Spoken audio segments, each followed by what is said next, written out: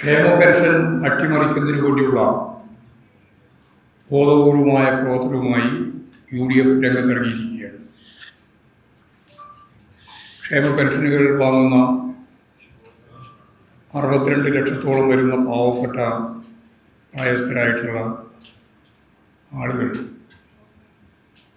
ഇനി അങ്ങോട്ട് ഇപ്പോഴും ലഭിക്കുന്നത് പോലെ വീടുകളിൽ പെൻഷൻ എത്തിക്കുന്ന നിലപാട് അവസാനിപ്പിച്ച് അവർക്ക് നേരിട്ടുള്ള പെൻഷൻ ഇല്ല എന്ന് ഗവൺമെൻറ് ഒരു ഓർഡറിലൂടെ തന്നെ വ്യക്തമാക്കിയിരിക്കുകയാണ്. നമുക്കറിയാം 1980-ലാണ് കർഷക തൊഴിലാളികൾ പാവപ്പെട്ട ഒരു ജനവിഭാഗമെന്ന് കണക്കിലെടുത്ത് നായനാർ ഗവൺമെൻറ്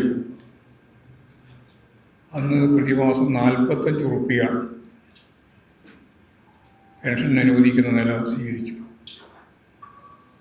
ആ 45 റുപ്യയാണ് ഇപ്പോൾ 2000 തുക വർദ്ധിച്ച് എത്തി നിൽക്കുന്നത്. 45 റുപ്യ കർഷക തൊഴിലാളികൾക്ക് പെൻഷൻ കൊടുക്കുന്നു എന്ന് പറഞ്ഞപ്പോൾ അന്നത്തെ പ്രതിപക്ഷ നേതാവ്, കോൺഗ്രസിൻ്റെ പ്രമുഖനായ നേതാവാണ് കെ കരുണാകരൻ. അന്ന് പറഞ്ഞത് പ്രത്യുൽപാദനപരമല്ലാത്ത ഈ പെൻഷൻ പദ്ധതി, അതിൻ്റെ ചെലവ് നാടിന് വലിയ നഷ്ടമാണ് ഉണ്ടാക്കാൻ പോകുന്നത് എന്നാണ്. ഇതിൻ്റെ അർത്ഥം കോൺഗ്രസും UDFും കർഷക തൊഴിലാളി ഉൾപ്പെടെയുള്ള ഏറ്റവും പിന്നിൽ നിൽക്കുന്ന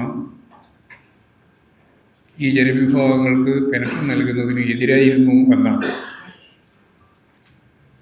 ഈ 45 2000 വർദ്ധിപ്പിച്ച ഘട്ടം വരെയുള്ള എല്ലാ കാര്യവും ഇടതുപക്ഷ ജനാധിപത്യ മുന്നണി ഗവൺമെൻറ്റുകളാണ് വർദ്ധിപ്പിക്കുകയും കൃത്യമായിട്ട് നൽകുകയും ചെയ്തിട്ടുള്ളത്. ഒരു പ്രാവശ്യം ഉമ്മൻചാണ്ടി 100 റുപ്യ വർദ്ധിപ്പിക്കാൻ തീരുമാനിച്ചിരുന്നു. ആ വർദ്ധിപ്പിച്ച 100 കൊടുത്തില്ല എന്ന് മാത്രമല്ല, 18 മാസത്തെ കുടിശ്ശിക ബാക്കി വെച്ചുകൊണ്ടാണ് UDFിൻ്റെ ഗവൺമെൻറ് അന്ന് താഴെ ഇറങ്ങിയത്. അതിനുശേഷം പിണറായി വിജയൻ ഗവൺമെൻറ് അധികാരത്തിൽ വന്നപ്പോഴാണ് ആ കുടിശ്ശിക മുഴുവൻ കൊടുത്തു തീർത്തത്. പിന്നീട് പെൻഷൻ വർദ്ധിപ്പിച്ച്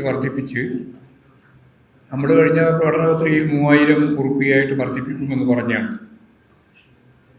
പക്ഷേ 2000 റുപ്യയായിട്ട് നിൽക്കുകയായിരുന്നു. വർദ്ധിപ്പിക്കാനുള്ള തീരുമാനത്തിലേക്ക് പോകാൻ കഴിയാത്ത സാഹചര്യം വന്നു എന്ന് പറഞ്ഞാൽ ഗവൺമെൻറ് മാറി. UDFുകാർ 3000 കൊടുക്കുമെന്നൊക്കെ പറഞ്ഞാണ്. പക്ഷേ സാധാരണ നമുക്കറിയാം, അതെല്ലാം വാഗ്ദത്തം മാത്രമായിട്ട് കിടക്കുകയാണ് ചെയ്യുക. ഒന്നും നടപ്പിലാക്കാൻ വേണ്ടിയല്ല പറയുന്നത്. ഇപ്പോഴുള്ള പെൻഷൻ തന്നെ ഇല്ലാതാക്കുന്നതിന് വേണ്ടിയുള്ള അതിശക്തിയായിട്ടുള്ള നടപടികളാണ് ആരംഭിച്ചത്.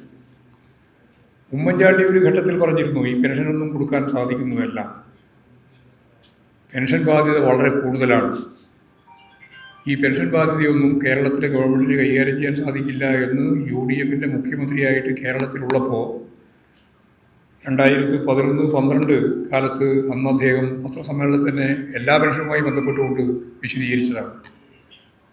ഇപ്പോൾ ഈ 62 ലക്ഷത്തോളം വരുന്ന പാവപ്പെട്ട മനുഷ്യരുടെ അവരുടെ ഏറ്റവും പ്രധാനപ്പെട്ട ആശാ കേന്ദ്രമായിട്ടുള്ള പെൻഷൻ പദ്ധതി എങ്ങനെ ഒഴിവാക്കാം എന്നതിൻ്റെ ആദ്യ ഭാഗമാണ് നേരിട്ടുള്ള പെൻഷൻ വേണ്ടതില്ല എന്ന തീരുമാനം. അതിന് ഒരു തരത്തിലും അംഗീകരിക്കാൻ പറ്റുന്നതല്ല. കേരളത്തിലെ ഈ 62 ലക്ഷം ആളുകളെയും അണിനിരത്തി അതിശക്തിയായിട്ടുള്ള പ്രക്ഷോഭം, ഇത് പിൻവലിക്കുന്നത് വരെയുള്ള പ്രക്ഷോഭം ശക്തിയായിട്ട് നടത്തേണ്ടി വരും, നടത്തണം എന്ന് തന്നെയാണ് എനിക്ക് അതുമായി ബന്ധപ്പെട്ട് ചൂണ്ടിക്കാണിക്കാനുള്ളത്. ഗവൺമെൻറ് അടിയന്തരമായി ഈ പ്രഖ്യാപനം പിൻവലിക്കണം. എല്ലാവർക്കും ഇപ്പോൾ കൊടുത്തുകൊണ്ടിരിക്കുന്ന പോലെ, പുതിയ ബാധ്യത എന്നല്ല, നിലവിൽ ഉള്ള ബാധ്യതയാണ്, ഇപ്പോൾ കിട്ടിക്കൊണ്ടിരിക്കുന്നത് പോലെ പെൻഷൻ കിട്ടാൻ പോകുന്ന രീതിയിലുള്ള നിലപാട് ഗവൺമെൻറ് സ്വീകരിക്കണം എന്നാണ് എനിക്കത് സംബന്ധിച്ച് പറയാനുള്ള ഒന്നാമത്തെ കാര്യം. രണ്ടാമത്തെ പ്രശ്നം, നമ്മളിപ്പോൾ വളരെ ഗൗരവപൂർവ്വം ചർച്ച ചെയ്യാൻ തുടങ്ങിയിട്ട് കുറേ ദിവസമായി. ഞാൻ ഇന്നലെ ജോണിൻ്റെ വീട്ടിൽ പോയി വിഴിഞ്ഞത്ത് 2 പെൺമക്കളും ഒരാൺ 3 മക്കളാണ് അദ്ദേഹത്തിന്. മൂന്നുപേരും നല്ല അഭ്യസ്തവിദ്യരായിട്ടുള്ള യുവതി യുവാക്കളാണ്.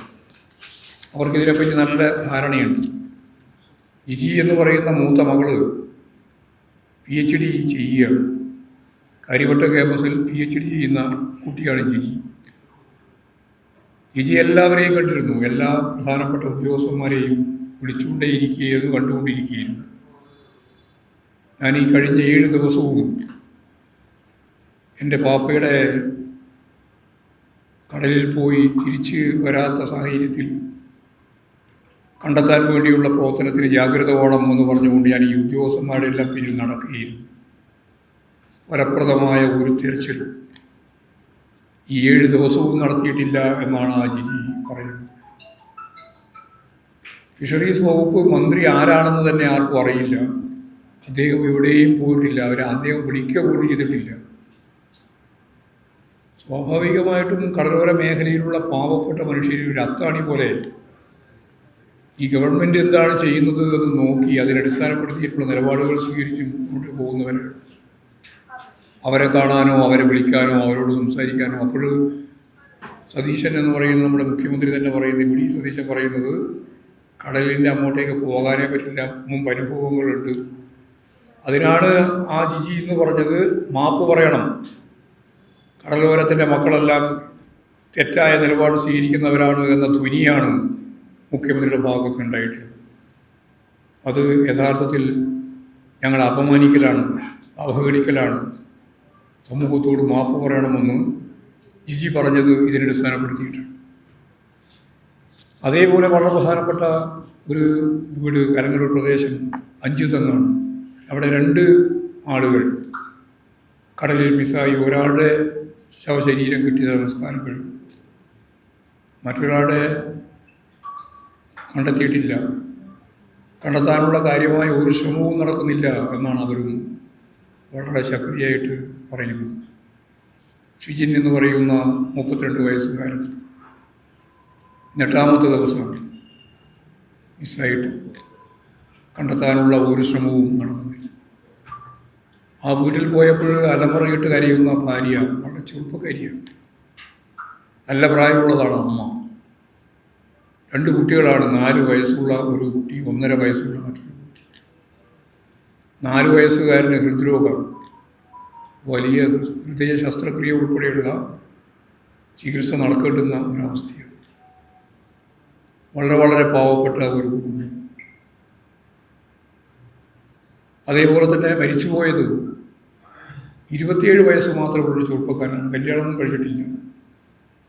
ഞങ്ങൾ പോയപ്പോൾ അമ്മ അവിടെ മകൻ്റെ ഫോട്ടോ വെച്ച് അതിൻ്റെ മുമ്പിൽ ബൈബിളൊക്കെ വെച്ച് അതിൻ്റെ ഇടത് ഭാഗത്തിരുന്ന് കരയുകയാണ്.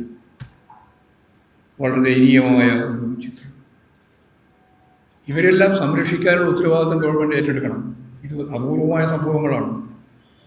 കടലിൽ പോയി തിരിച്ചു വരാതിരിക്കുക, മുന്നറിയിപ്പ് തന്നെ കൃത്യമായിട്ട് കൊടുക്കാതിരിക്കുക. മുന്നറിയിപ്പ് കൊടുക്കാതിൻ്റെ പശ്ചാത്തലത്തിലാണ് 5 തെങ്ങിലുള്ള ആളുകൾ കടലിലേക്ക് പോയത്. പിന്നീട് അവർക്ക് കാര്യങ്ങൾ അറിയിപ്പ് കിട്ടിയപ്പോഴാണ് അവർ തിരിച്ചു വരുന്നത്. ആ തിരിച്ചു വരുമ്പോഴാണ് യഥാർത്ഥത്തിൽ ഈ വലിയ രീതിയിലുള്ള കടൽ പോളുണ്ടാകും.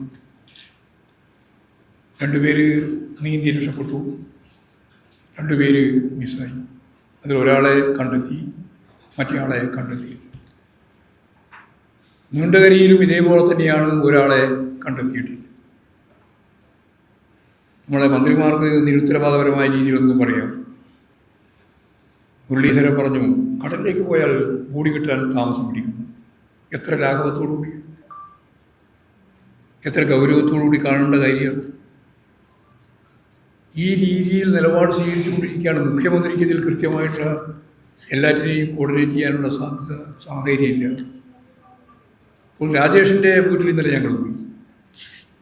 എന്താ രാജേഷിൻ്റെ കണ്ണൂർ ജില്ലയിലാണ്. അദ്ദേഹം വളരെ പ്രധാനപ്പെട്ട ഒരു പരിശീലകൻ, നീന്തൽ പരിശീലകൻ എന്ന നിലയിൽ പ്രവർത്തിച്ചുകൊണ്ടിരിക്കുകയായിരുന്നു. അവിടെയാണ് അപകടത്തിൽപ്പെട്ടത്. തൻ്റെ സ്വന്തം ജാക്കറ്റ് അഴിച്ച് അപകടത്തിൽപ്പെട്ട ഒരാളുടെ കയ്യിൽ എത്തിച്ചു കൊടുത്ത് അദ്ദേഹം നീന്തി രക്ഷപ്പെട്ടു, ജാക്കറ്റ് ഉപയോഗിച്ചിട്ട്. ജാക്കറ്റ് നഷ്ടപ്പെട്ടു പോയ ഈ ചെറുപ്പക്കാരൻ രാജേഷിന് തിരിച്ചു കയറാൻ സാധിച്ചില്ല. അത്യപൂർവമായ സംഭവമാണ്. ആ ചെറുപ്പക്കാരൻ ആ ചുഴിയിൽ തൊട്ട് മരിക്കുകയാണ് ചെയ്തത്. അപ്പോഴും ബോഡി കണ്ടെത്താൻ വേണ്ടിയിട്ടുള്ള ശ്രമവും സത്യം പറഞ്ഞാൽ ഫലപ്രദമായി നടന്നില്ല. എല്ലാവരും കൂടി ചേർന്ന്, നാട്ടുകാരുൾപ്പെടെ എല്ലാവരും ചേർന്ന് നടത്തിയിട്ട് 3-4 ദിവസം കഴിഞ്ഞപ്പോഴാണ് ബോഡി കിട്ടിയത്. ആ ബോഡി കണ്ണൂർ മെഡിക്കൽ കോളേജിൽ കൊണ്ടുപോയി പോസ്റ്റ്മോർട്ടം നടത്തി തിരിച്ച് കൊണ്ടുവന്നതിൻ്റെ ഒരു അപമാനകരമായ ഒരു ചിത്രമുണ്ട്. 3-4 ദിവസം വെള്ളത്തിൽ കിടന്ന ബോഡിയാണ്. പോസ്റ്റ്മോർട്ടത്തിന് ശേഷം തിരിച്ചു കൊണ്ടുവരുമ്പോൾ റവന്യൂ വകുപ്പാണ് ഇതിൻ്റെ ഭാഗമായിട്ടുള്ള കാര്യങ്ങൾ കൈകാര്യം ചെയ്യുന്നത്. തഹസിൽദാരാണ്, പയ്യന്നൂർ തഹസിൽദാർ. ആ പയ്യന്നൂർ തഹസിൽദാർ വളരെ ലാഘവത്തോടുകൂടി പറഞ്ഞു, എല്ലാവരും പോയി, ജനപ്രതിനിധികൾ ഉൾപ്പെടെ എല്ലാവരും പോയി പറഞ്ഞു ഫ്രീസർ വേണം, കാരണം 3-4 ദിവസമായി ബോഡി വെള്ളത്തിലാണ്. പോസ്റ്റ്മോർട്ടത്തിന് ശേഷം തിരുവനന്തപുരത്തേക്ക് എത്തിക്കേണ്ടതാണ്. ആംബുലൻസ് ഉണ്ട്, പക്ഷേ ഫ്രീസറില്ല. ഫ്രീസറിലൊന്നും കാര്യമില്ല, ഞങ്ങൾ ആസാമിലേക്ക് കയറ്റി അയച്ചിട്ടുണ്ട്, പിന്നെയാണോ തിരുവനന്തപുരത്തേക്ക് എന്നാണ് തഹസിൽദാരുടെ ജോലി. നിരുത്തരവാദപരമായ നിലപാടാണ് റവന്യൂ വകുപ്പ് കൈകാര്യം ചെയ്തത്. ആരോഗ്യ വകുപ്പുമായിട്ട് ബന്ധപ്പെട്ട ഒരു കാര്യവും ചർച്ച ചെയ്തിട്ടുമില്ല. മെഡിക്കൽ കോളേജിൽ തന്നെ കൃത്യമായിട്ട് ഈ കാര്യം അറിയിച്ചിട്ടില്ല. അവസാനം ബോഡിയുമായിട്ട് കോഴിക്കോട് കഴിയുമ്പോഴത്തേക്ക് തന്നെ ദുർഗന്ധം ആയി, വണ്ടി മുന്നോട്ടേക്ക് പോകാൻ കഴിയാത്ത സാഹചര്യം വന്നു. അവിടുന്ന് ചാവക്കാട് എത്തിയപ്പോഴാണ് ഇനി മുന്നോട്ടേക്ക് പോകില്ല എന്ന് ഉറപ്പ് വന്നപ്പോൾ ഫ്രീസർ കൊണ്ടുവന്ന് ശവശരീരം ഇങ്ങോട്ടേക്ക് തിരുവനന്തപുരത്തേക്ക് എത്തിച്ചത്. ഇത് വിവരമറിഞ്ഞ് മെഡിക്കൽ കോളേജിലുള്ള ആളുകളാണ് പണം അയച്ചു കൊടുത്തത് ഗൂഗിളിൽ. റവന്യൂ വകുപ്പ് ഒരു തരത്തിലുള്ള കാര്യവും ഇടപെട്ടില്ല. അപ്പോൾ യഥാർത്ഥത്തിൽ ഏകോപനമില്ല. ഇവരെല്ലാം എങ്ങനെയൊക്കെയാണ് ഇതെല്ലാം നടത്തേണ്ടത് എന്നുള്ളതിനെ പറ്റി ഒരു ധാരണയുമില്ല. അങ്ങനെ അപമാനിച്ച് ശവശരീരത്തെ തന്നെ അപമാനിച്ച് ഇവിടെ എത്തുകയാണ് ചെയ്തത്. ആ കുടുംബവും അതിദയനീയമായ ചിത്രമാണ്. ഒരുപാട് കടം, വീടിൻ്റെ പണി തുടങ്ങിയിട്ടുണ്ട്, എവിടെയും എത്തിയിട്ടില്ല. അവിടെയും വളരെ പ്രയാസപ്പെടുന്ന സ്ഥിതിയാണ്. 2 കുട്ടികളാണ്, ചെറിയ കുട്ടികളാണ്. 9ാം ക്ലാസ്സിലും 8ാം ക്ലാസ്സിലും പഠിക്കുന്ന 2 ആൺകുട്ടികളാണ്. ഭാര്യയ്ക്ക് ജോലിയില്ല, പ്രായമായ അച്ഛനും അമ്മയും. അടിയന്തരമായിട്ട് അവർക്ക് ജോലി കൊടുക്കണം. ഓഖി ദുരന്തത്തിൻ്റെ ഭാഗമായിട്ട് എങ്ങനെയാണോ ഫലപ്രദമായി കേരളം ദുരിതാശ്വാസ പ്രവർത്തനങ്ങൾ കൈകാര്യം ചെയ്തതുപോലെ ഈ കടലിൽ മിസ്സായി പോവുകയും ഇതുവരെ കണ്ടെത്തുകയും ചെയ്തിട്ടുള്ളവരുൾപ്പെടെ അവരുടെ കുടുംബത്തിലുള്ള അത്താണിയായിട്ടാണ് യഥാർത്ഥത്തിലുള്ളത്. വളരെ ചെറുപ്പക്കാരാണ്. ഞാൻ നേരത്തെ പറഞ്ഞ പോലെ 32 വയസ്സൊക്കെയുള്ള ആളുകളാണ്. 27 വയസ്സുകാരൻ കല്യാണം കഴിച്ചിരുന്നില്ല. ഇവർക്ക് അവരുടെ കുടുംബം നിലനിർത്തുന്നതിനാവശ്യമായ രീതിയിൽ ജോലി അവരുടെ ആശ്രിതർക്ക് നൽകിയില്ലെങ്കിൽ ആ കുടുംബത്തിലൊന്നും നിലനിൽക്കാനാവാത്ത സ്ഥിതിയാണ് രാജേഷിൻ്റെ എല്ലാ കുടുംബത്തിൻ്റെ അവസ്ഥ. അപ്പോൾ ആ രീതിയിലുള്ള നിലപാട് സ്വീകരിക്കാൻ ഗവൺമെൻറ് തയ്യാറാവണം എന്നാണ് അത് സംബന്ധിച്ച് എനിക്ക് പറയാനുള്ളത്. ഇത്തരത്തിലെല്ലാമുള്ള 10-20ലധികം ആളുകളാണ് ഈ ദുരന്തത്തിൻ്റെ ഭാഗമായിട്ട് നമ്മെ വിട്ടുപിരിഞ്ഞത്. ഇപ്പോഴും കണ്ടെത്താനാവാത്ത 3 പേര് കേരളത്തിൻ്റെ 3 ഭാഗങ്ങളിലായി മുണ്ടകരിയിലും 5 തൂങ്ങിലും വിഴിഞ്ഞത്തുമായി നിൽക്കുകയാണ്. 8ാമത്തെ ദിവസമാണ്. ഫലപ്രദമായ എന്തെങ്കിലും ഒരു വാർത്ത തിരച്ചിൽ നടത്താൻ സാധിക്കാത്തൊരു സാഹചര്യത്തിലാണ് നമ്മളിപ്പോഴും ഉള്ളത്. ആ കുടുംബാംഗങ്ങളും ആ പ്രദേശവും മുഴുവൻ പ്രതിഷേധത്തിലാണ്. വലിയ രീതിയിലുള്ള പ്രതിഷേധം ഈ 3 മേഖലയിലും ഇപ്പോഴും ഉണ്ടായിട്ടുണ്ട്. മുമ്പ് ഇങ്ങനെയുള്ള ഏതെങ്കിലും സംഭവം ഉണ്ടായാലും ഇടതുപക്ഷ ജനാധിപത്യ മുന്നണി ഗവൺമെൻറ്റിൻ്റെ കാലത്ത് അപ്പോൾ തന്നെ മന്ത്രിമാരുൾപ്പെടെ പോകുമ്പോൾ അവിടെ അപ്പോൾ പ്രതിഷേധമാണ്. ഒരുപാട് ആളുകൾ അതിൻ്റെ മുമ്പിൽ നിന്ന് നയിക്കാനുണ്ടായിരുന്നു. ഇപ്പോഴാരുമില്ല. ഞാൻ ഇപ്പം അത്രേ പറയുന്നുള്ളൂ. ഇങ്ങനെയുള്ളൊരു സന്ദർഭത്തിൽ വേറെ അധികം പറയാൻ ഉദ്ദേശിക്കുന്നില്ല. അപ്പോൾ തീരദേശ മേഖല, ഈ തിരുവനന്തപുരത്തിൻ്റെയും കൊല്ലത്തിൻ്റെയും ഈ മേഖല, അതുപോലെ തന്നെ അതിൻ്റെ അപ്പുറം കടന്നാലും പ്രശ്നം തന്നെയാണ്. എല്ലാം വലിയ രീതിയിലുള്ള പ്രയാസങ്ങളാണ്. കുട്ടനാട് വെള്ളം ഇറങ്ങുന്നില്ല. ഇടതുപക്ഷ ജനാധിപത്യ മുന്നണി ഗവൺമെൻറ്റിൻ്റെ കാലത്ത് ആ പുഴി മുറിച്ച് ഫലപ്രദമായിട്ട് വെള്ളം അറബിക്കടലിലേക്ക് ഒഴുക്കിയപ്പോൾ കുട്ടനാട് വെള്ളപ്പൊക്കത്തിൽ നിന്ന് രക്ഷപ്പെട്ടിരുന്നു. ഇപ്പോഴും തിയറിയെല്ലാം വിശദീകരിക്കുന്നുണ്ട്, പക്ഷേ വെള്ളം ഇറങ്ങുന്നില്ല. വെള്ളം ഇറങ്ങണമെങ്കിൽ പുഴി മുറിക്കണം. പുഴി മുറിക്കാൻ ആവശ്യമായ ഫലപ്രദമായ ഇടപെടൽ ഇപ്പോഴും നടക്കുന്നുമില്ല. ഒരു JCB എല്ലാം കൊണ്ടുപോയിട്ട് മുറിക്കാൻ നോക്കുക, എവിടെ മുറിക്കാൻ? അപ്പോൾ കുട്ടനാട് മുഴുവൻ വെള്ളത്തിൽ മുങ്ങി കിടക്കുകയാണ്. വെള്ളം മഴ പെയ്തില്ലെങ്കിലും അത് ഇറങ്ങിപ്പോകുന്നതിന് വേണ്ടി സാധിക്കുന്നില്ല. സത്യം പറഞ്ഞാൽ ഇതെല്ലാം ഒരുക്കത്തിൻ്റെ ഭാഗമായിട്ട് ചെയ്യേണ്ടതല്ലേ? അല്ലെങ്കിൽ വെള്ളപ്പൊക്കം ഉണ്ടാവുമെന്ന് മനസ്സിലാക്കിയാൽ ഇടപെടണ്ടേ? കുഴി മുറിക്കുന്നതിന് ആവശ്യമായ നിലപാട് കുഴി മുറിക്കാതെ കൊണ്ടല്ല എന്നാണ് ഇപ്പം പറഞ്ഞുകൊണ്ടിരിക്കുന്നത്. എന്താണെന്ന് മനസ്സിലാവണ്ടേ? കുഴി മുറിച്ചപ്പോൾ വെള്ളപ്പൊക്കം ഉണ്ടായിട്ടില്ലല്ലോ കുട്ടനാട്. ലോവർ കുട്ടനാട്, അപ്പർ കുട്ടനാട് എല്ലാം വലിയ രീതിയിലുള്ള വെള്ളക്കെട്ടിലാണ് ഉൾപ്പെടെ. ഇതിനൊന്നും ഫലപ്രദമായി കൈകാര്യം ചെയ്യാൻ ഒരു ജനകീയ സംരംഭം അവരാരും പറയുന്നുമില്ല. അത് വേറൊരു വളരെ പ്രധാനപ്പെട്ട പ്രശ്നം അതാണ്. കഴിഞ്ഞ പ്രാവശ്യം 18-19 അനുഭവം നമുക്കുണ്ടല്ലോ. വലിയ രീതിയിലുള്ള ദുരന്തം ഉണ്ടായിട്ടുണ്ട്. ലക്ഷക്കണക്കിന് ആളുകളെ മാറ്റിപ്പാർപ്പിച്ചിട്ടുണ്ട്. അവർ ക്യാമ്പ് ഉണ്ടായിട്ടുണ്ട്. ആ ക്യാമ്പുകൾക്ക് ആവശ്യമായ സൗകര്യങ്ങൾ ചെയ്തു കൊടുത്തിട്ടുണ്ട്. എല്ലാം ഗവൺമെൻറ് സംവിധാനത്തിൻ്റെ ഭാഗമായിട്ടൊന്നുമല്ല. അതുപോലെ തന്നെ മത്സ്യത്തൊഴിലാളികൾ കേരളത്തിൻ്റെ വിവിധ മേഖലയിൽ പോയിട്ട് ദുരിതത്തിൽ കിടക്കുന്നവരെ സംരക്ഷിച്ച് കൊണ്ടുവന്നിട്ടുണ്ട്. അതിന് ജനകീയമായൊരു പിന്തുണ നേടാൻ സാധിച്ചിട്ടുണ്ട്. അത് മുഖ്യമന്ത്രി അതാണ് ചെയ്തുകൊണ്ടിരുന്നത്. ഇപ്പോൾ മുഖ്യമന്ത്രി പറയുന്നത് ഒരാളുടെയും സഹായം വേണ്ടെന്നാണ്. MLA പോലും വിളിക്കുന്നില്ല അവലോകന യോഗത്തിൻ്റെ ഭാഗമായിട്ട്. അപ്പോൾ ആരും വേണ്ട, ജനപ്രതിനിധികളും വേണ്ട, അല്ല ഉദ്യോഗസ്ഥന്മാർ ഉൾപ്പെടെ കാര്യം ചെയ്തു കൊടുക്കുന്നതാണ്. ക്യാമ്പുകളിൽ അതിൻ്റെ ഭാഗമായിട്ടാണ് പല സ്ഥലത്തും ഒരുപാട് പ്രശ്നങ്ങളുണ്ടായതെന്ന് നമുക്കറിയാം. CPIM പ്രവർത്തകർ ഈ എല്ലാ ക്യാമ്പുകളിലും ഞങ്ങൾ ആദ്യമേ ചൂണ്ടിക്കാണിച്ചിട്ടുണ്ട്, പറഞ്ഞിട്ടുണ്ട്. അവിടെ എല്ലാ സന്നദ്ധ പ്രവർത്തകർ എന്ന രീതിയിൽ ഫലപ്രദമായിട്ട് ഇടപെട്ട് സഹായിക്കണം. അതിപ്പോഴും നടന്നുകൊണ്ടിരിക്കുകയാണ്.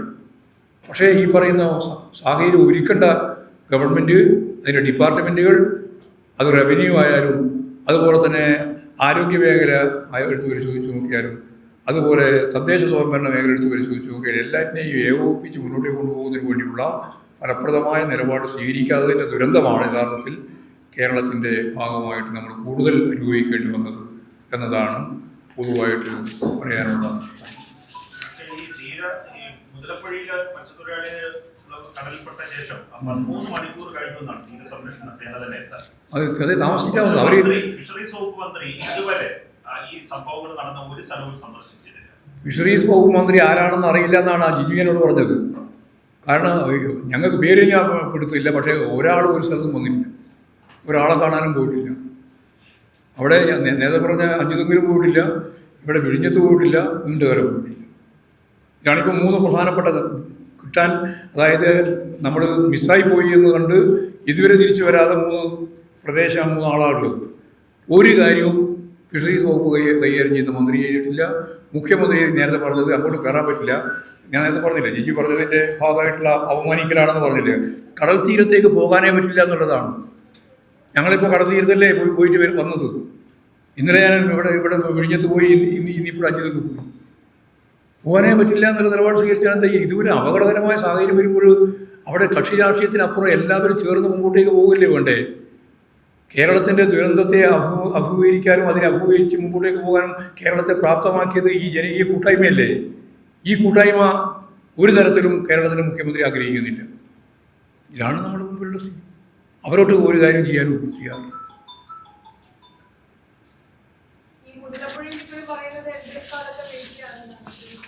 അതങ്ങനെ പറഞ്ഞുകൊണ്ടിരിക്കും, എല്ലാ കാലത്തും പറഞ്ഞുകൊണ്ടിരിക്കുകയാണ്. അതിന് വേറൊന്നും പറയാനില്ല.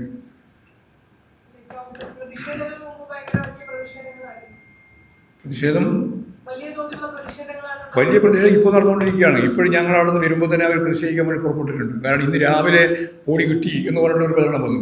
ആളുകളെല്ലാം ഓടിയാടി എത്തിയപ്പോൾ ബോഡി കിട്ടിയില്ല, വെറുതെ കള്ളപ്രചരണമായിരുന്നു. അപ്പോൾ ശക്തിയായ രീതിയിലുള്ള ഒരു വൈകാരിക തലമാണ് നമ്മൾ കണ്ടത്. അലമുറയിട്ട് കരയുന്ന സ്ത്രീകളെയാണ് കാണുന്നത്. അപ്പോൾ സ്വാഭാവികമായിട്ടും ഇത് ഗവൺമെൻറ് ഇതിൻ്റെ അകത്ത് രാഷ്ട്രീയമല്ല കളിക്കേണ്ടത്. പണ്ടത്തതാണ് ഇപ്പോഴത്തൊന്നും പറഞ്ഞിട്ട് കാര്യമില്ല. അത് ഫലപ്രദമായിട്ട് നേരിടണം. ക്രൈസിസ് ഉണ്ടാവും. ഞാൻ നേരത്തെ പറഞ്ഞു, ആ ക്രൈസിസിനെ അഭിമുഖീകരിക്കാനുള്ള ശേഷിയില്ലേ ശരിയായ രീതിയിലുള്ള ഒരു വിൽ പവറോടുകൂടി കൈകാര്യം ചെയ്തു പോകുന്ന ഒരു ഗവൺമെൻറ് ചെയ്യേണ്ടത്. അത് ചെയ്യുന്നില്ല, ചെയ്യാതിരിക്കുകയാണ്. മഴ കുറഞ്ഞത് കേരളത്തിൻ്റെ ഭാഗ്യം. മഴ കുറഞ്ഞിട്ടും രക്ഷയില്ലാത്തതാണ് ഞാൻ നേരത്തെ പറഞ്ഞത്. കുട്ടനാട് മഴയൊന്നുമില്ല, പക്ഷേ വെള്ളക്കെട്ടാണ്. ഒന്നും ചെയ്യാൻ സാധിക്കില്ല, ഇറങ്ങാൻ സാധിക്കില്ല. ആ വെള്ളക്കെട്ട് ഒഴിവാക്കണമെങ്കിൽ മുടി മുറിച്ചാലേ പറ്റുള്ളൂ. അത് മുറിക്കുന്നതിന് വേണ്ടി ആവശ്യമായ ഫലപ്രദമായ ഇടപെടലുണ്ട്. ഇത് ആവശ്യമില്ല. യുവജന സംഘടനകൾ സഹായത്തിനെത്തുന്ന തടസ്സപ്പെടുത്തുന്നുണ്ടോ ഗവൺമെന്റ് ഓഫീഷ്യൽസ്? എന്താണ് അങ്ങനെ പറയാൻ? അല്ല, ആരെയും അങ്ങോട്ട് അടുപ്പിക്കേണ്ടതില്ല എന്നാണ്, ആരെയും സഹകരിപ്പിക്കേണ്ടതില്ല എന്നാണ്. അത് മുഖ്യമന്ത്രി പറഞ്ഞല്ലോ, സഹകരിപ്പിക്കേണ്ട കാര്യം ഞങ്ങൾ അങ്ങനെ ആ രീതിയിൽ ആലോചിക്കുന്നത്. അത് മുമ്പേ അവരെ ഇതിലായിരുന്നു. അടുത്ത വർഷത്തിനുള്ളിൽ ഗവൺമെൻറ് ഉള്ളപ്പോൾ ലക്ഷക്കണക്കിന് ആളുകളുടെ സഹായം തേടിയിട്ടാണല്ലോ ആ വലിയ രീതിയിലുള്ള പ്രതിസന്ധി അവസാനിപ്പിച്ചത്. ഇവിടെ ഈ കോളേജ് ഉണ്ടല്ലോ, നമ്മുടെ ഏറ്റവും പ്രധാനപ്പെട്ട യൂണിവേഴ്സിറ്റി കോളേജ്, ആ കോളേജിൻ്റെ ഭാഗമായിട്ടുള്ള നൂറുകണക്കിന് കുട്ടികളല്ലേ രാപകലില്ലാതെ വന്നുകൊണ്ടിരിക്കുന്ന മുഴുവൻ സാധനങ്ങളും സോർട്ട് ചെയ്ത് വണ്ടിയിലാക്കി കേരളത്തിൻ്റെ പല ഭാഗത്തേക്ക് അയച്ചു കൊടുത്തത്. രാപകലുണ്ടായിട്ടില്ല. ആ കുട്ടികളൊക്കെ അത്ര സജീവമായിട്ടാണ് പ്രവർത്തന രംഗത്ത് വന്നത്. ഇപ്പോഴതിനെപ്പറ്റി ആലോചിച്ചു ആരെങ്കിലും? സാധനങ്ങളില്ലാന്നുണ്ടല്ലോ, സാധനങ്ങളൊന്നും വന്നില്ലേ, വന്ന് നിറഞ്ഞില്ലേ? ദുരിതത്തിൻ്റെ ഭാഗമായിട്ട് ജനങ്ങൾ സഹായിക്കാൻ തയ്യാറില്ല. പക്ഷെ ഇതൊന്നും ഇപ്പോൾ നടത്താൻ തയ്യാറില്ല.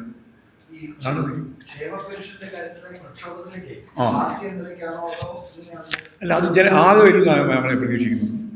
ഈ 10-62 ലക്ഷം ആളുകളും ആ പ്രക്ഷോഭത്തിൻ്റെ ഭാഗമായിട്ട് വരണമെന്നാണ് ഞാൻ കാണുന്നത്. അല്ലാണ്ട് ഞങ്ങളിപ്പോൾ CPIഎമ്മിന് കുടുങ്ങി പിടിച്ച് പോയിട്ട് ഒരു സമരം നടത്താനല്ല ഉദ്ദേശിക്കുന്നത്. ഇന്നിപ്പോൾ കർഷക തൊഴിലാളി യൂണിയൻ്റെ ഭാഗമായിട്ടുള്ള പ്രകടനങ്ങളും പരിപാടികളൊക്കെ ഇന്നലെ രാത്രിയോടുകൂടി വിവരം കിട്ടിയപ്പോൾ തന്നെ തുടങ്ങിയിട്ടുണ്ട്. അതിന് തുടരും. ആ തുടരുന്നതിനോടൊപ്പം ഇത് ഈ ഓരോ വീട്ടിലും കൃത്യമായിട്ട് ധാരണ ഉണ്ടാക്കി അതിനടിസ്ഥാനപ്പെടുത്തി അവർ തന്നെ ശക്തിയായ രീതിയിൽ സമരത്തിലേക്ക് വരും. ഈ പ്രത്യേകിച്ച് 10-62 ലക്ഷം ആളുകൾ. പല ബാങ്കുകളിലും കൂടുതൽ ബാങ്കുകളും LDFന്റെ ഭരണസമിതികളാണല്ലോ ഈ സഹകരണ ബാങ്കുകളിലും കൂടുതൽ. അപ്പം ഈ ക്ഷേമ പെൻഷൻ വീടുകളിൽ കൊണ്ടുപോയി കൊടുക്കുന്നത് പാർട്ടിക്കാരാണെന്നും അതുവഴി ജനസമ്പർക്കം കൂടുതലായി പാർട്ടിക്ക് ഉണ്ടാക്കാൻ പറ്റുന്നത് പൊളിറ്റിക്കലായിട്ട് മാനിപ്പുലേറ്റ് ചെയ്യപ്പെടുന്ന സിസ്റ്റമാണെന്നും ഉള്ള ഒരു പൊളിറ്റിക്കൽ ഗെയിമാണോ ഇങ്ങനൊരു തീരുമാനത്തിന് പദവിയിൽ വന്നിട്ടുണ്ടാവുക? അതൊക്കെ ഉണ്ടാവാൻ സാധ്യതയാണ്. ഞാൻ പക്ഷേ ഇതൊന്നും രാഷ്ട്രീയം കാണുന്നില്ല. ഞാനിത് കാണുന്ന ഈ പദ്ധതി തന്നെ അവസാനിപ്പിക്കേണ്ട പരിപാടി ആലോചിക്കുന്നത്. അതിനോട് വിതരണം മാത്രമല്ല പ്രശ്നം. നിങ്ങൾ ആരെങ്കിലും വിതരണം നടത്തിക്കോ, ഞങ്ങൾക്ക് ഇപ്പോൾ ഇന്ന് ആളുകൾ വിതരണം നടത്തണമെന്നുള്ള ഒരു നിർബന്ധവുമില്ല. നിങ്ങൾ ഈ കേരളത്തിലെ ഈ 62 ലക്ഷം പാവപ്പെട്ട മനുഷ്യർക്ക് മാസാമാസം വീടിൽ കൃത്യമായി കിട്ടിക്കൊണ്ടിരിക്കുന്ന ആ അവരുടെ പെൻഷൻ 2000 രൂപ ഈ വർദ്ധിപ്പിക്കുന്നുണ്ടെങ്കിൽ അത് അവർക്ക് കിട്ടണം. അവർക്ക് കിട്ടാൻ ആവശ്യമായ രീതിയിൽ എന്ത് ഏജൻസി എന്ത് വേണോ അത് നിങ്ങൾ കൊടുത്തോ. പക്ഷേ ഇവരെല്ലാം ദേശാൽകൃത ബാങ്കിൽ പോയിട്ട് അവിടെ നിന്ന് പണം വാങ്ങണമെന്ന് പറഞ്ഞാൽ നിങ്ങൾ ആലോചിച്ച് നോക്കി, 80-85 വയസ്സ് പ്രായമുള്ള ആളുകൾ ഒന്ന് അന്വേഷിക്കാൻ പോകണം, പണം വന്നു എന്ന് പറഞ്ഞാൽ പിന്നെ പോയി നിന്നിട്ട് എപ്പം കിട്ടുന്ന, ഏത് ദേശാൽകൃത ബാങ്കിൽ നിന്ന് കിട്ടുന്നതാണ്? പിന്നെ അതിൻ്റെ തന്നെ എന്തെല്ലാം പിഴകൾ പ്രശ്നങ്ങൾ എന്തൊക്കെയാണ് അഭിമുഖീകരിക്കേണ്ടി വരുന്നത്? യാതൊരു അല്ലലില്ലാതെ വീട്ടിൽ കിട്ടിയിരുന്ന ഈ പണം 2000 രൂപ ഒരു പാവപ്പെട്ട കർഷക തൊഴിലാളിക്ക്, ഒരു പാവപ്പെട്ട സ്ത്രീക്ക്, പുരുഷന്, ആരായാലും അവർക്ക് കിട്ടിക്കൊണ്ടിരിക്കുന്ന ഈ ആനുകൂല്യമല്ലേ അവസാനിപ്പിക്കുന്നത്. എന്നിട്ട് പോയിട്ട് ദേശാൽകൃത ബാങ്കുമായിട്ട് ബന്ധപ്പെട്ട് അതിൻ്റെ കമ്മീഷൻ ഉൾപ്പെടെ എല്ലാം കഴിച്ചിട്ടേ അതും കിട്ടും. ഒരു തരത്തിലും അംഗീകരിക്കാൻ കഴിയുന്ന ഒന്നല്ല ഇത്. ശക്തിയായിട്ട് ഇതിനെതിരായിട്ട് ഈ 10-62 ലക്ഷം ആളുകൾ കക്ഷി രാഷ്ട്രീയത്തിലതീതമായിട്ട് ഈ നിലപാടിനെതിരായിട്ട് മുമ്പോട്ടേക്ക് വരുമെന്ന് തന്നെയാണ് ഞാൻ പ്രതീക്ഷിക്കുന്നത്. അതുകൊണ്ട് അതിൽ പാർട്ടി എന്ന രീതിയിൽ ഇടപെട്ട് എന്തെങ്കിലും തീരുമാനം എടുക്കാനല്ല. പാർട്ടി ഞങ്ങൾ ഈ കാര്യങ്ങൾ വ്യക്തമാക്കിയിട്ടുണ്ട്. ഇനി കർഷക തൊഴിലാളി യൂണിയൻ ഉൾപ്പെടെയുള്ള എല്ലാ സംഘടനകളും സംഘടിത പ്രസ്ഥാനങ്ങളാകുകയും ഇനി ഒരു തരത്തിലുള്ള രാഷ്ട്രീയത്തിൻ്റെ ഭാഗമായിട്ട് ആവാത്ത ആളുകളും എല്ലാം ചേർന്നുകൊണ്ട് ഒരു വലിയ പ്രക്ഷോഭം തന്നെ ഇതിൻ്റെ ഭാഗമായിട്ട് ഉയർന്നു വരുമെന്ന് ഞാൻ പ്രതീക്ഷിക്കുന്നുണ്ട്. അതിലൊരു രാഷ്ട്രീയം നോക്കേണ്ട കാര്യമില്ല. ഇത് വളരെ പ്രധാനം. ഇന്ത്യക്ക് മാതൃകയാവുന്ന ഒരു പരിപാടിയാണ്. ക്ഷേമ പെൻഷനുകൾ കൃത്യമായിട്ട് നൽകുന്നത് ഇന്ത്യയിൽ തന്നെ ഏറ്റവും ശരിയായ രീതിയിൽ കേരളമാണ് കൈകാര്യം ചെയ്തത്. പണ്ട് ഉമ്മൻചാണ്ടി 18 മാസത്തിൽ കുടിശ്ശികയാക്കിയിട്ടാണ് പോയത്. അപ്പോൾ അതെല്ലാം കൃത്യമായിട്ട് കൈകാര്യം ചെയ്തു പോയതാണ് കേരളത്തിൻ്റെ മാതൃക. അപ്പോൾ അത് തകർക്കാൻ വേണ്ടിയിട്ടുള്ള ശ്രമത്തെ കേരളം ഒറ്റക്കെട്ടായിട്ട് നിങ്ങൾ മാധ്യമങ്ങളൊക്കെ ശക്തിയായിട്ട് ഇടപെടേണ്ടതാണ്. കാരണം നിങ്ങൾക്കെല്ലാം ബാധ്യതയുണ്ട്. ഈ പാവപ്പെട്ട 62 ലക്ഷം ആളുകൾക്ക് വീട്ടിൽ കൃത്യമായിട്ട് കിട്ടി. ഇനിയിപ്പോൾ ഇത് ഞാൻ നേരത്തെ പറഞ്ഞ പ്രായമുള്ളവർക്ക് നേരിട്ട് പോകാൻ പറ്റില്ല. ആരെങ്കിലും ഏൽപ്പിക്കേണ്ടി വരും. ഏൽപ്പിച്ചു കൊടുത്താൽ കൃത്യമായിട്ട് തിരിച്ചു കിട്ടുന്നതിന് വല്ല വ്യവസ്ഥയുണ്ട്. അത് വീട്ടിലുള്ളവരായാൽ തന്നെ വളരെ വളരെ തെറ്റായ ഒരു നിലപാടിലേക്കാണ് ഗവൺമെൻറ് മാറുന്നത്. ഇത് അവസാനിപ്പിക്കാനുള്ള ഒരു ശ്രമത്തിൻ്റെ ആദ്യ പടിയാണ്. അത് കൃത്യമായിട്ട് ജനങ്ങൾ തിരിച്ചറിയണം. അതിന് രാഷ്ട്രീയം പറയാതെ, രാഷ്ട്രീയമല്ല ഇതിൻ്റെ അകത്ത് തോന്നുന്നത്. എല്ലാവരും ശക്തിയായിട്ട് ഈ പാവപ്പെട്ട 62 ലക്ഷം ആളുകൾക്ക് പിന്തുണ നൽകണം എന്നാണ് മാധ്യമങ്ങളോട് എനിക്ക് അഭ്യർത്ഥിക്കാനുള്ളത്.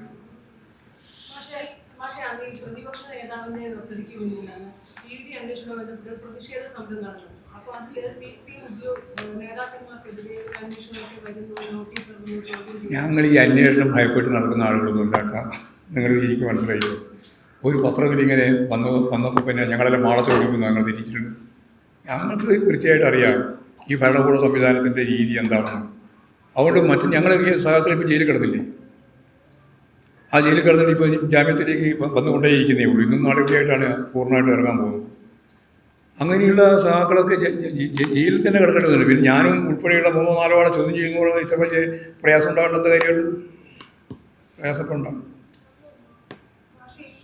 ഞങ്ങളതിനൊക്കെ അതിജീവിച്ച് പോകാൻ നല്ല ത്രാണിയുള്ളവരാണെന്ന് മനസ്സിലാക്കും. അത് മാത്രമേ എനിക്ക് പറയാനുള്ളൂ.